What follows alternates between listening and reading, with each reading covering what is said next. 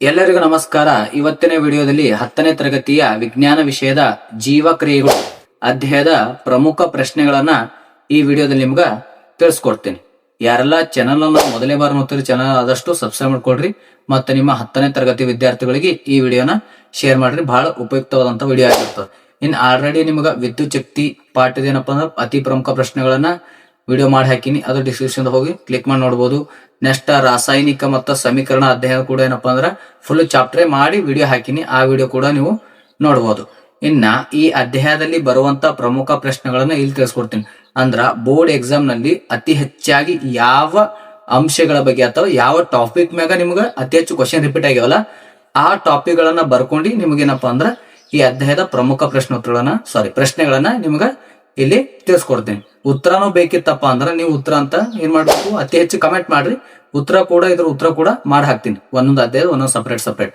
Okay, ಮೊದಲನೇದಾಗಿ ನೋಡ್ರಿ ಜೀವಕ್ರಿಯೆಗಳು.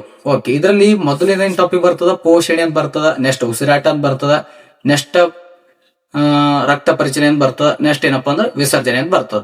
ಈ ಮೊದಲನೇ ಪೋಷಣೆ ಅಂತ ಬಂದಾಗ ನಿಮ್ಮ ಪೋಷಣೆ ಬಂದಾಗ ಯಾವ ರೀತಿ ಪೋಷಣೆ ಕಂಡು ಬರ್ತಾವ, ಒಂದು ಸ್ವಪೋಷಕ, ಇನ್ನೊಂದು ಪರಪೋಷಕ. ಈ ಎರಡರ ಬಗ್ಗೆ ಏನಪ್ಪಾ ನಿಮಗ ಕ್ವಶನ್ ಕೇಳಬಹುದು. ಸ್ವಪೋಷಕ ಎಂದರೇನು, ಅದಕ್ಕೆ ಉದಾಹರಣೆ ಕೊಡಿ. ಇನ್ನೊಂದು ಪರಪೋಷಕ ಎಂದರೇನು, ಅದಕ್ಕೆ ಉದಾಹರಣೆ ಕೊಡಿ. ಅಥವಾ ಎರಡು ವ್ಯತ್ಯಾಸ ಕೂಡ ಕೇಳಬಹುದು. ನೆಕ್ಸ್ಟ್ ಅದಾಗ ಏನಪ್ಪಾ ಅಂದ್ರ ದ್ಯುತಿ ಸಂಶ್ಲೇಷಣೆ ಪ್ರಕ್ರಿಯೆ ಬಗ್ಗೆ ಕೇಳ್ತಾರೆ ನಿಮಗೆ. ಇದು ಇಂಪಾರ್ಟೆಂಟ್ ನೋಡ್ರಿ, ಟಿಕ್ ಹಾಕೋ. ದ್ಯುತಿ ಸಂಶ್ಲೇಷಣೆ ಪ್ರಕ್ರಿಯೆ ಎಂದರೇನು, ಇದು ನಡೆದಾಗ ಏನೇನ್ ಜರುಗ್ತಾವ ಅಂಶಗಳನ್ನ ನಿಮಗ್ ಗೊತ್ತಿರ್ಬೇಕು. ಇದು 3 ಇಲ್ಲ 4 ಮಾರ್ಕ್ಸ್ ಕೇಳ್ತಾರ. ಇನ್ನು ಇದು ಬಿಟ್ರ ನೆಕ್ಸ್ಟ್ ಕೊಳೆತಿನಿಗಳು ಮತ್ತ ಪರಾವಲಂಬಿಗಳ ಬಗ್ಗೆ ಕೇಳ್ತಾರೆ ನಿಮಗೆ.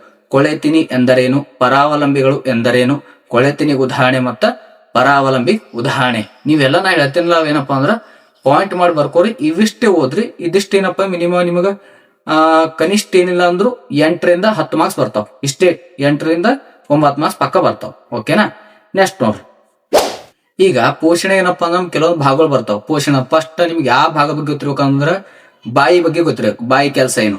ನೆಕ್ಸ್ಟ್ ಜಠರ ಅಂದ್ರೆ ಜಠರ ಏನೇರ್ತದ ಏನೇ ಇಲ್ಲ, ಎಲ್ಲ ಪೋಷಕಾಂಶಗಳು ಏನಾಯ್ತಾವಪ್ಪ ಅಂದ್ರೆ ಸಂಪೂರ್ಣವಾಗಿ ಏನಾಯ್ತಾವ ಪಚನಗೊಳ್ತಾವ.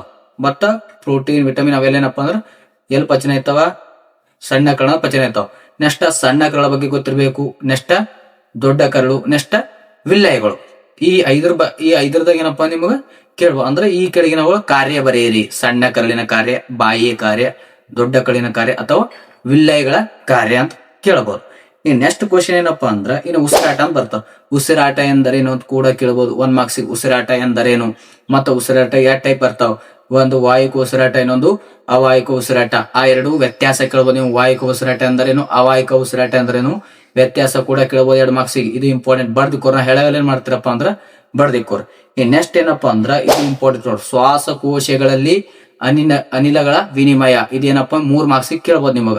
ಇನ್ನು ಅದು ಬಿಟ್ರ ನಮ್ಮ ದೇಹದಲ್ಲಿ ಗಾಳಿ ಮತ್ತು ರಕ್ತವನ್ನ ನಮ್ಮ ದೇಹದ ಎಲ್ಲಾ ಭಾಗಗಳಿಗೆ ಯಾವ್ದು ಸರಬರಾಜು ಮಾಡ್ತದ ಅಂತ ಕೇಳ್ಬೋದು ನಿಮ್ಗೆ 1 ಮಾರ್ಕ್ಸ್. ಯಾವ್ದಪ್ಪ ಅಂದ್ರ ಅಲ್ವಿಯೋಲರ್ ಅನ್ನೋದು ಏನ್ ಮಾಡ್ತದಪ್ಪ ಅಂದ್ರ ನಮ್ಮ ದೇಹದ ಎಲ್ಲಾ ಭಾಗಗಳಿಗೆ ಗಾಳಿ ಮತ್ತು ರಕ್ತವನ್ನ ಸರಬರಾಜು ಮಾಡ್ತದ.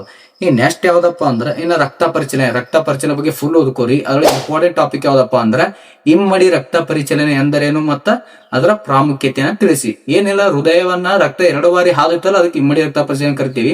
ಅದ್ರ ಸ್ವಲ್ಪ ನಿಮ್ಗೆ ಪ್ರಾಮುಖ್ಯತೆ ಗೊತ್ತಿರ್ಬೇಕು. ಮತ್ತ ನಮ್ಮ ದೇಹದ ಎಲ್ಲಾ ಭಾಗಗಳಿಗೆ ರಕ್ತ ಯಾವುದು ಸಾಗಾಣಿಕೆ ಮಾಡ್ತಾ ಅಥವಾ ಯಾವ್ದು ಕಳಿಸ್ತದಪ್ಪ ಅಂದ್ರ ಮಹಾ ಅಪಧಮನಿ ಮುಖಾಂತರ ರಕ್ತ ಎಲ್ಲಾ ದೇಹದ ಭಾಗಗಳಿಗೆ ಹೋಯ್ತು ನೋಡ್ರಿ. ಇದು ಒಂದು ಹೃದಯದ ಭಾಗ, ಮಹಾ ಅಪಧಮನಿ ಎಂಬುದು. ನೆಕ್ಸ್ಟ್ 4 ಇದಿರ್ತಾವ, ಕೋಣೆಗಳು ಇರ್ತಾವ. 4 ಕೋಣೆಗಳ ಬಗ್ಗೆ ನಿಮ್ಗೆ ಗೊತ್ತಿರ್ಬೇಕು.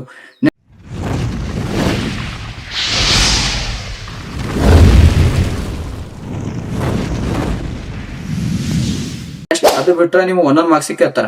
ಅಪಧಮನಿಗಳು ಯಾಕ ದಪ್ಪವಾದ ಸ್ಥಿತಿಸ್ಥಾಪಕ ಭಿತ್ತಿಯನ್ನ ಹೊಂದಿರ್ತಾವ. ಯಾಕೆ ಹೊಂದಿರ್ತಾವಪ್ಪ ಅಂದ್ರ ಅಲ್ಲಿ ರಕ್ತದ ಒತ್ತಡ ಜಾಸ್ತಿ ಇರ್ತದ. ಅದಕ್ಕಾಗಿ ಏನಪ್ಪಾ ಅಂದ್ರ ಅವು ದಪ್ಪವಾದ ಸ್ಥಿತಿಸ್ಥಾಪಕ ಭಿತ್ತಿಯನ್ನ ಹೊಂದಿರ್ತಾವ. ನೆಕ್ಸ್ಟ್ ಅಭಿಧಮನಿಗಳು ತೆಳುವಾದ ಭಿತ್ತಿಯನ್ನ ಹೊಂದಿರ್ತವೆ. ಯಾಕಂದ್ರ ಅಲ್ಲಿ ರಕ್ತದ ಒತ್ತಡ ಇರಲ್ಲ, ಅದಕ್ಕೆ ತೆಳುವಾದ ಭಿತ್ತಿಯನ್ನ ಹೊಂದಿರ್ತಾವ. ಇದೇನು 1 ಮಾರ್ಕ್ಸ್ ಬರೋವು. ಇನ್ನ ಕವಾಟಗಳ ಕೆಲಸ ಕೇಳ್ತಾರ. ಕವಾಟಗಳ ಕೆಲಸವೇನು ಅಥವಾ ಕಾರ್ಯವೇನು. ಕವಾಟ ಏನ್ ಮಾಡ್ತಾವ, ರಕ್ತವನ್ನ ಹಿಮ್ಮುಖವಾಗಿ ಚಲಿಸದಂತೆ ನೋಡ್ಕೊಳ್ತಾವ. ಇದು ಕವಾಟಗಳ ಕೆಲಸ. ಇನ್ನು ಅದು ಬಿಟ್ರ ಗಾಳಿಗೂಡು ಎಂದರೇನು, ಗಾಳಿಗೂಡುಗಳು ಕೇಳ್ಬೋದು. ಮತ್ತ ಗಾಳಿಗೂಡುಗಳು ಯಾವ ಆಕಾರದಾಗ ಇರ್ತಾವ, ಬಲೂನಿನ ಆಕಾರದಾಗ ಇರ್ತಾವ. ಓಕೆ, ನೆಕ್ಸ್ಟ್ ಝೈಲಮ್ ಮತ್ತು ಫ್ಲೋಯಮ್ ಮೋಸ್ಟ್ ಇಂಪಾರ್ಟೆಂಟ್ ನೋಡ್ರಿ. ಇದು ಬಹಳ ಸಲ ರಿಪೀಟ್ ಆಗ ಝೈಲಮ್ ಬಗ್ಗೆ ಕೇಳ್ತಾರ, ಫ್ಲೋಯಮ್ ಬಗ್ಗೆ ಕೇಳ್ತಾರ. ಇದ್ರ ವ್ಯತ್ಯಾಸ ಕೇಳ್ಬೋದು, ಈ ಎರಡದು ಕಾರ್ಯ ಕೂಡ ಕೇಳಬಹುದು. ಇನ್ನೆಷ್ಟ ಬಾಷ್ಪ ವಿಸರ್ಜನೆ ಎಂದರೇನು, ಬಾಷ್ಪ ವಿಸರ್ಜನೆ ಪ್ರಾಮುಖ್ಯತೆ ಅಂತ ಕೇಳ್ಬೋದು. ಓಕೆನಾ. ನೆಕ್ಸ್ಟ್ ನೆಫ್ರಾನ್ ಚಿತ್ರ ಬರ್ಬೇಕು ನಿಮಗ. ನೆಕ್ಸ್ಟ್ ನೆಫ್ರಾನ್ ಸ್ವಲ್ಪ ಕಾರ್ಯ ಗೊತ್ತಿರ್ಬೇಕು. ಓಕೆ, ಅದಾಗಣ ಮಾನವನ ವಿಸರ್ಜನಾಂಗದ ವಿವರ ಬಗ್ಗೆ ಬರಿಬೇಕು. ಮಾನವ ಹೆಂಗ ವಿಸರ್ಜನೆ ಮಾಡ್ತಾನ, ಎಷ್ಟು ಮೂತ್ರಪಿಂಡಗಳವ, ಎಷ್ಟು ಮೂತ್ರನಾಳವ, ಅದ್ರ ಏನೇ ಕೆಲಸ ಐತಂತ ನೀವು ಬರಿಲೇಬೇಕು. ಅದು ಬಿಟ್ರ ಸಸ್ಯಗಳಲ್ಲಿ ವಿಸರ್ಜನೆ, ಇದು ಇಂಪಾರ್ಟೆಂಟ್. ಸಸ್ಯಗಳು ಯಾವ ರೀತಿ ವಿಸರ್ಜನೆ ಮಾಡ್ತಾವ, ಯಾವ ರೂಪದಲ್ಲಿ ತ್ಯಾಜ್ಯ ವಸ್ತುಗಳನ್ನ ಹೊರ ಹಾಕ್ತಾವ ಅಂತ ನಿಮಗ ಕೇಳ್ತಾರೆ. ಅದು ಬಿಟ್ರ ಇನ್ನು ಮೋಸ್ಟ್ ಇಂಪಾರ್ಟೆಂಟ್ ಚಿತ್ರಗಳು ಯಾವ್ಯಾವಪ್ಪ ಅಂದ್ರ ಈ ಅಧ್ಯಾಯದಲ್ಲಿ ನಿಮಗ ಮಾನವನ ವಿಸರ್ಜನಾಂಗ ವಿವಾದ ಬಗ್ಗೆ ಗೊತ್ತಿರ್ಬೇಕು. ಅಂದ್ರ ಅದ್ರ ಚಿತ್ರ ಮತ್ತ ಅದ್ರ ಭಾಗಗಳು ಉರ್ಸ ಬರ್ಬೇಕು. ಇನ್ನ ಮಾನವನ ಹೃದಯ ಇಳಿಸ್ಲಾಕ್ ಬರ್ಬೇಕು, ಮತ್ತ ಭಾಗಗಳನ್ನ ಗುರುತಿಸ್ಲಾಕ್ ಬರ್ಬೇಕು. ನೆಕ್ಸ್ಟ್ ಅದು ಬಿಟ್ರ ಮೋಸ್ಟ್ ಇಂಪಾರ್ಟೆಂಟ್ ಯಾವ್ದಪ್ಪ ಅಂದ್ರ ಮಾನವನ ವಿಸರ್ಜನಾಂಗದ ಚಿತ್ರವನ್ನ ಬಿಡಿಸಿ ಅದರ ಭಾಗಗಳನ್ನ ನೀವ್ ನೋಡಬೇಕಪ್ಪ ಅಂದ್ರ ಗುರುತಿಸ್ಬೇಕಾಗಿರ್ತದ. ಇದಿಷ್ಟೇನಪ್ಪ ಅಂದ್ರ ಜೀವಕ್ರಿಯೆಗಳ ಅಧ್ಯಾಯದ ಅತಿ ಪ್ರಮುಖ ಪ್ರಶ್ನೆ ಉತ್ತರಗಳಿರ್ತಾವ. ಇವೆಲ್ಲ ಏನ್ ಮಾಡ್ಬೇಕು, ನೀವು ನೋಟ್ಸ್ ಮಾಡ್ಕೋಬೇಕು. ಓಕೆ, ಇದ್ರ ಉತ್ತರಗಳು ಬೇಕಾಗಿತ್ತಪ್ಪ ಅಂದ್ರೆ ನೀವು ಕಮೆಂಟ್ ಮಾಡ್ರಿ. ಇನ್ನು ಮೇಲೇನಪ್ಪ ಅಂದ್ರೆ ಈ ದಿನ ವಿಡಿಯೋಗಳು ಗ್ಯಾಪ್ ಆಗ್ಯಾವ. ಇನ್ನು ಮುಂದೆ ಏನಪ್ಪಾ ಅಂದ್ರೆ ಕಂಟಿನ್ಯೂ ಆಗಿ ವಿಡಿಯೋಗಳು ಬರ್ತಿರ್ತಾವ. 10ನೇ ತರಗತಿ, 9ನೇ ತರಗತಿ, 8ನೇ ತರಗತಿ ಮತ್ತ ಆಲ್ ಕಾಂಪಿಟೇಟಿವ್ ಕೂಡ ವಿಡಿಯೋಗಳು ನಮ್ಮಲ್ಲಿ ಬರ್ತಾವ. ಆದಷ್ಟು ನೀವ್ ಏನ್ ಮಾಡ್ಬೇಕು, ನಮ್ಮ ಚಾನಲ್ ಸಬ್ಸ್ಕ್ರೈಬ್ ಮಾಡ್ಕೊಳ್ರಿ, ಲೈಕ್ ಮಾಡ್ರಿ, ಮತ್ತ ಶೇರ್ ಮಾಡ್ರಿ. ವಿಡಿಯೋ ಕೊನೆ ನೋಡೋದಕ್ಕೆ ಧನ್ಯವಾದಗಳು.